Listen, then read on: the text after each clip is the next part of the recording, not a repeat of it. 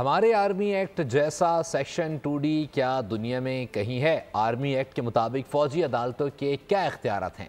कोई शख्स जो फौज का हिस्सा ना हो सिर्फ जुर्म की बुनियाद पर फौजी अदालत के ज़िम्मे में आ सकता है। जस्टिस जमाल बंदोखेल का फौजी अदालतों के केस की समाअत के दौरान इस्तफसार। जस्टिस मोहम्मद अली मजहर ने सवाल किया, क्या FB अली खुद भी एक सिविलियन ही थे? बड़ी अदालत में बड़ी समाअत, जज साहिबान के वकला से सवालात।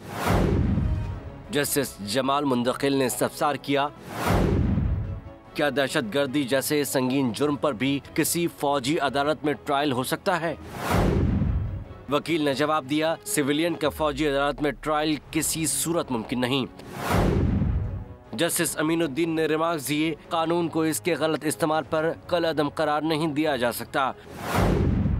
गलत इस्तेमाल रोकने के लिए SP लेवल के अफसर को तफ्तीश सौंपी गई। इस्तफसार किया, अगर एक जुर्म फौजी करे और वही जुर्म आम आदमी करे तो ट्रायल अलग जगह कैसे हो सकता है? वकील ने जवाब दिया, इल्जाम कितना ही संगीन क्यों ना हो, ट्रायल आजाद फोरम पर ही हो सकता है। फौजी अदालत में अपील आर्मी चीफ के पास जाती है, जिसके हुक्म पर ही कोर्ट मार्शल किया जाता है।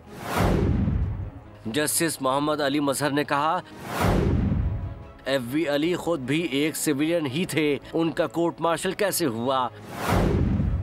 वकील ने जवाब दिया, FB अली केस में 1962 के आइन के मुताबिक फैसला हुआ। FB अली केस में कहा गया, सिविलियंस का ट्रायल बुनियादी हुकूक पूरे करने पर ही मुमकिन है। सब्सक्राइब करें और बेल दबाएं ताकि कोई खबर रह न जाए।